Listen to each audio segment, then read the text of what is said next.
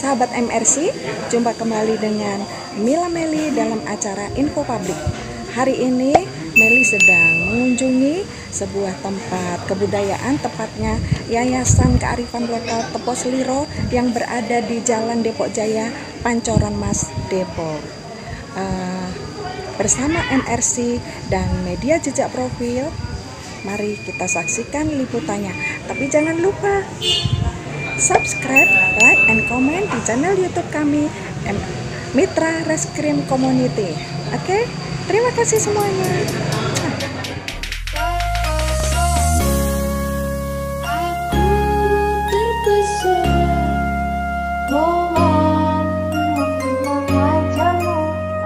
Mitra Tambah Remix.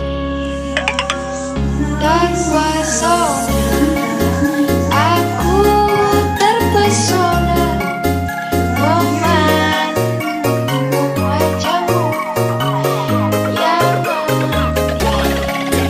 terpesona, aku terpesona. Perkawinan di luar negeri. Yang ketiga, menunggu penetapan pengadilan. Nah, nanti ini akan saya jelaskan berikutnya. Nah, kemudian alternatif lainnya adalah dengan mengadakan perkawinan di bawah payung organisasi non-pemerintah atau NGO. Nah, ini saya juga melakukan penelitian di Yayasan Paramadina. Nah, ini dari tahun 2000 hingga 2005. Nah, kemudian juga di ICRP juga, ya. Nah, ini tadinya juga Wahid Institut kan melakukan konseling terhadap perkawinan beda agama. Setelah itu dilanjutkan di ICRP. Nah, ini saya mewawancara Bapak Muhammad Khalif almarhum. Nah, kemudian juga Bapak Ahmad Nurholis yang sampai sekarang masih aktif di grup Bineka, memfasilitasi konsultasi bagi pelaku pernikahan beda agama.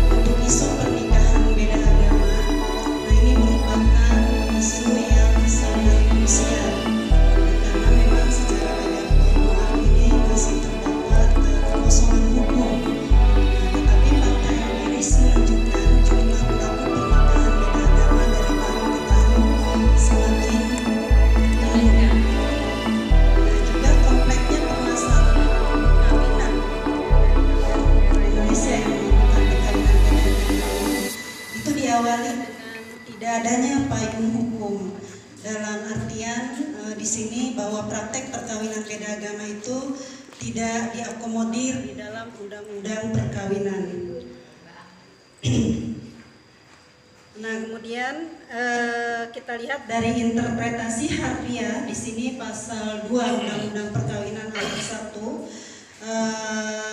itu dinyatakan bahwa perkawinan adalah sah jika dilakukan sesuai dengan hukum dan keyakinan agama masing-masing. Nah, ini dianggap sebagai larangan atas perkawinan antara dua pihak yang memiliki agama dan keyakinan yang berbeda. Nah, kemudian di dalam undang-undang itu juga larangan ini dipertegas di dalam pasal 8 huruf F yang bermakna bahwa perkawinan di Indonesia hanya dipahami sebagai kontrak antara dua orang yang berasal dari agama yang sama. Adapun perbedaan agama terkecualikan secara formal. Nah, kemudian saya menemukan beberapa cara lazim, ya. Nah, ini juga seperti juga yang dikemukakan oleh Dharma Brata, bahwa untuk mencari celah hukum, ya, di dalam legalitas perkawinan beda agama ada beberapa cara yang biasa dilakukan. Seperti syair lagu, ya. Itulah Indonesia. Kapan kita mau maju gitu? Terima kasih ya. Kalau dilihat dari pedoman panduan dasar bernegara, kita bangsa Indonesia ini luar biasa. Yang penting berketuhanan yang Maha Esa, apapun agamanya, mau diakui negara. Yaitu karena apa, negara ini mencatat supaya terjadi kesadaran diri, kesadaran hukum, supaya tertib hidupnya ini. Kalau bahasa agama Islamnya supaya sakinah, mawaddah, warahmah. Tujuan berkeluarga itu supaya mendapatkan ketenangan. Itu sakinah, tenang, artinya sakinah. Kalau bahasa sakinah susah apa sih? Itu bahasa aksara hijaiyah. Supaya tenang, hidup ini tenang gimana? Kalau belum berkeluarga nggak tenang karena mikirin ini janda cakep banget, perawan cakep banget, tenang ya. Tapi itu sudah lihat Meli cakep dah, cukup dah satu, nggak kemana-mana jadinya gitu ya. Itu sakinah. Mawaddah itu lebih cenderung ketertarikan lawan jenis. Cinta. Nah, itu nggak bisa dipaksakan. Warahmah akan agar tumbuh sayang. Nah, kalau nikahnya satu agama aja kayak Islam itu ada nikah siri dan tadi disebut suci. Siri itu kan rahasia. Sir, rahasia. Rahasia tahu diri kita. Kalau diungkapkan berarti kan rahasia. Karena kalau saya nikah di sini, nanti nikah ibadah sini rahasia. Sampai-sampaikan. Kita kalau saya ibadah saya sampaikan orang semua tahu kan jadi riak. Di Makassar Sarjana Kui, ada di daerah Bukan. Kenapa kebutuhan ini berputar karena saya masih bukan bapak-bapak, perutnya lapar, bapak aja. Atas selesainya S3 di UIN Sarjana Jakarta dengan disertasinya yang berjudul Islam dan Ekologi Spiritual, Studi Kearifan Ekologis Masyarakat.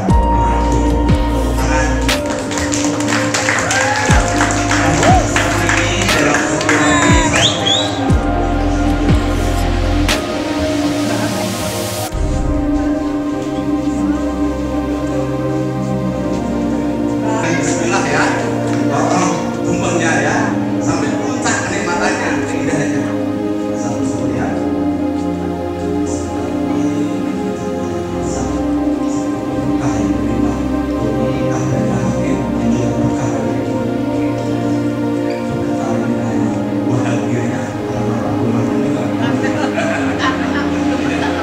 Ya silakan diberikan.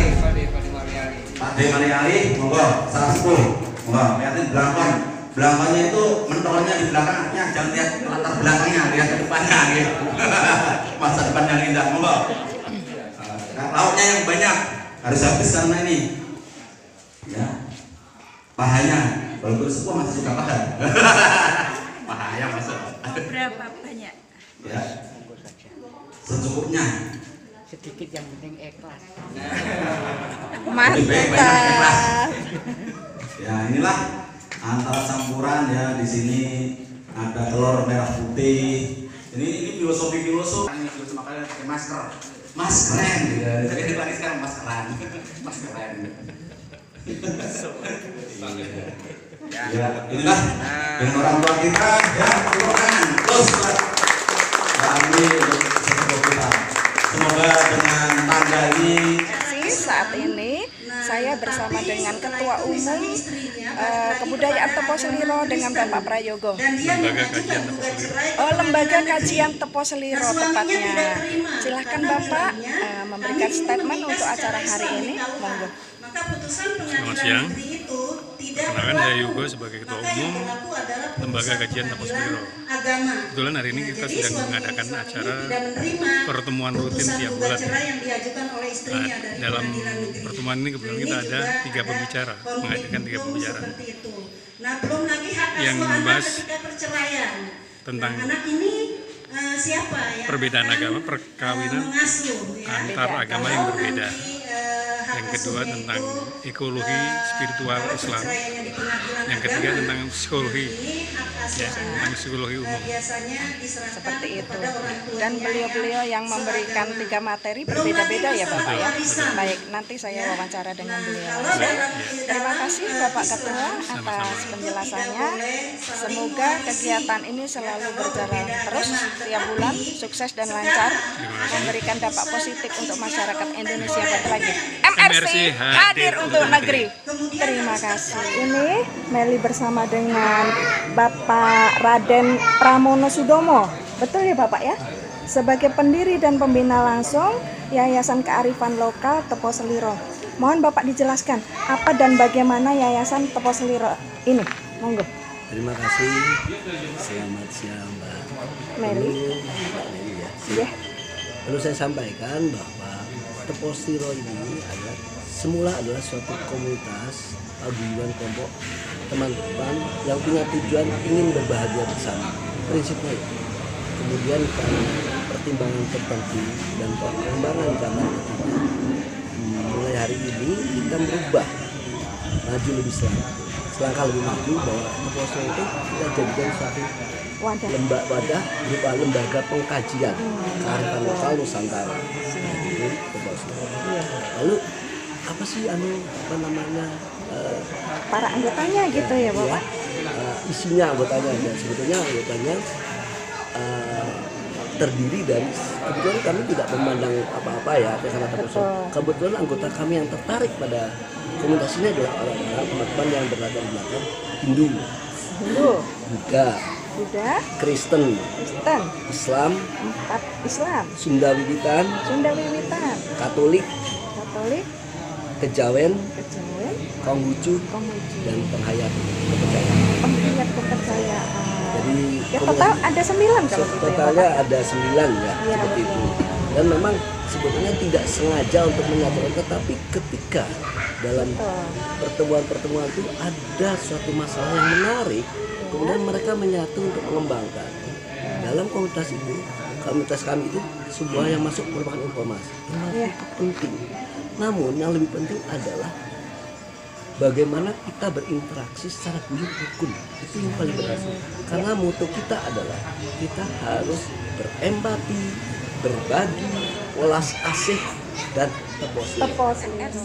Hari ini Bunda Meli bersama Bapak Gito ya sebagai pembina Teposeliro. Jadi Ki Ageng Lanang. kalau ini Ki Ageng Lanang sebagai Kabid Kebudayaan Teposeliro ya. Untuk Bapak Gito, mohon dijelaskan acara ini seperti apa, tujuannya apa. Begitu Bapak, monggo. Jadi terima kasih Mbak. Teposeliro ini diadakan setiap bulan ya kan. Kami melakukan diskusi ilmiah tentang kajian-kajian tentang kebudayaan, kemudian norma-norma kehidupan, kemudian etika ya kan. Jadi kami setiap bulan sekali berkumpul melakukan silaturahim ya kan dengan para kadang-kadang sesepuh Teposeliro. Saya didampingi oleh Ki Ageng Lanang. Beliau adalah ketua bidang kebudayaan. Beliau adalah dalang ya kan. Jadi kami sering berkumpul melakukan diskusi-diskusi untuk apa? Untuk memberikan kontribusi kepada pemerintah bahwa kita beraneka macam budaya, suku, adat dan istiadat ya kan, kita berkumpul di sini kemudian memberikan kontribusi, saran dan masukan kepada pemerintah. Begitu Mbak. Oh, luar biasa. Untuk Ki Lanang sendiri mohon statementnya Ya. sebagai Kabid. Jadi Teposeliro itu untuk memberikan sumbangsih kepada pemerintah melalui kesadaran diri. Teposeliro itu saling menyadari, saling menghargai, saling menghormati. Apapun perbedaan tetap saling menghargai, menghormati. Boleh beda pendapat, ya. Yang penting kalau punya pendapatan, ayo kita berbagi, gitu. Jadi ditanamkan bagaimana kita ini sesuai penciptanya bahwa kita ini berbeda-beda. Hendaknya saling menghargai. Kelebihan orang lain adalah ada di kekurangan kita ada di kelebihan orang lain. Kelebihan kita juga bagi kekurangan orang lain. Jadi bagaimana kita itu hidup saling peduli dan berbagi dalam kebaikan dan kemanfaatan dalam Bhinneka Tunggal Ikaan. Inilah yang harus kita sosialisasikan, kesadaran diri, sadar hukum. Nah, ini yang kita sebagaimana kita diskusikan. Dengan demikian kedewasaanlah yang perlu kita kembangkan, saling menghargai, saling menghormati dengan berbagai apapun perbedaan. Luar biasa untuk terima kasih untuk Bapak Gito, Bapak Kilanang, nggak pakai Bapak kalau gitu. Ki Ageng Lanang. Ki Ageng Lanang aja. Nanti lihat di YouTube metode dalang. Luar biasa. Nanti saya lihat YouTube-nya Bapak ya. Oke, ini untuk yang terakhir MRC ya Bapak ya. MRC hadir untuk negeri. MRC hadir untuk negeri. Sukses acara kebudayaan Tepos Seliro hari ini. Merdeka. Meningkat, mengapa ini kita mengingat bahwa saat ini kan banyak kelompok-kelompok yang menyebabkan negara menjadi pusing karena ada kaum-kaum yang tidak bisa bekerjasama dengan negara. Barangkali dengan ini kebinekaan kita akan lebih mantap dan akan menjadi memperkokoh dirinya negara kesatuan Republik Indonesia. Ini secara umum begitu, Mbak.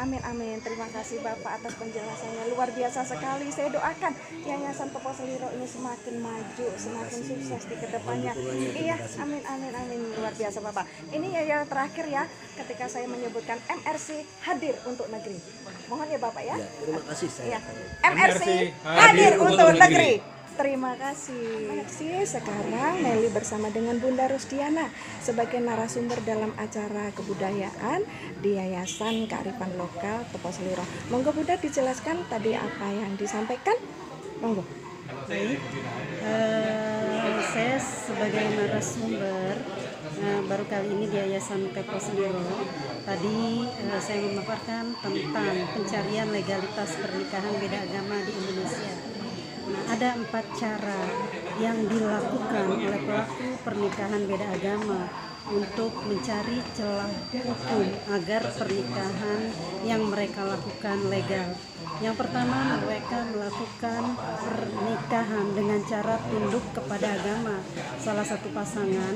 Nah, kemudian yang kedua, mereka melakukan pernikahan dengan cara menikah di luar negeri untuk menghindari aturan dalam aturan yang tidak diakomodir dalam undang-undang perkawinan beda agama, serta menghindari aturan birokrasi yang menurut mereka terlalu menyulitkan yang ada di Indonesia. Kemudian yang ketiga, mereka melakukan pernikahan dengan penetapan pengadilan negeri. Nah, setelah mendapatkan penetapan dari pengadilan negeri, kemudian mereka baru melangsungkan dan mencatatkan pernikahannya di Dinas Kependudukan dan Catatan Sipil. Nah, kemudian yang keempat, mereka menikah di NGO atau di organisasi non pemerintah. Nah, cara ini mereka tempuh. Nah, biasanya ada konsultasi dan fasilitasi dari organisasi yang saya tahu adalah organisasi ICRP. Bagaimana sudah kenyang semua? Pernikahan dengan fasilitasi dari kita masuk lagi pada sesi swasta untuk yang beragama Islam. Nah, setelah itu bagi yang Muslim, misalnya yang Kristen, mereka menikah di gereja tanpa harus dibaptis. Nah, kemudian hasil pernikahan tersebut dibawa ke Dinas Kependudukan dan Catatan Sipil. Maksudnya pernikahan secara Muslim, karena pernikahan yang secara Muslim dari penghulu siri tadi tidak bisa dilakukan pencatatan untuk di KUA karena kedua-duanya harus sesama Islam. Nah, itu 4 cara yang dilakukan. Terima kasih Bunda atas penjelasannya, begitu detail dan luar biasa. Saya mau diperkenalkan Bunda, saya luar biasa sekali tadi menyaksikan Bunda potong tumpeng karena telah mendapatkan gelar doktor. Ini suatu luar biasa ya Bunda ya, untuk memberikan motivasi kepada generasi muda Indonesia agar seperti Bunda. Moga dijelaskan Bunda luar biasa di usia Sebentar ya, Pak. berapa sekarang ini Bunda sudah mendapatkan gelar doktor. Monggo Bunda. Oke, terima kasih ya Mbak atas waktunya. Iya. Saya Amri Khairia. Iya. Iya. Saya sekarang Usianya 37 tahun. Usia 37 tapi sudah mendapatkan gelar doktor, luar biasa, Masya Allah. Saya menempuh studi selama 7 tahun ya. Karena memang masa studi ini berbarengan dengan saya tetap bekerja dan mengurus anak-anak. Luar biasa Jadi sekali. saat 30 tahun itu saya mendaftar studi, kemudian mulailah hidup abnormal. Jadi dalam hidup abnormal itu udah nggak lagi mengikuti satu pola hidup yang lazim ya, kemudian tidur jam berapa, lalu bagaimana handle secara semestinya, semuanya udah kayak serabutan aja. Jadi alhamdulillah dengan kerja keras mendapatkan hasil yang luar biasa ya Bunda ya. Selamat untuk Bunda Amri, Bunda Rusdiana. Semoga selalu sehat, makin sukses di kedepannya. Semoga menjadi inspirasi untuk semua wanita khususnya dan untuk generasi muda pada umumnya. Amin. Luar biasa. Biaya terakhir ya, MRC hadir untuk negeri. Oke. Siap? Iya. MRC hadir untuk negeri. Terima kasih Bunda. Terima Sahabat MRC, sepertinya Meli sudah harus undur diri dari acara ini. Terima kasih karena sahabat MRC selalu menyaksikan program-program acara kami. Semoga kita semua dalam lindungan Allah Subhanahu wa taala. Amin. Jangan lupa subscribe, like, and komennya ya teman-teman. Semoga kita semua dalam kesuksesan di masa yang akan datang. Bye bye. MRC hadir untuk negeri.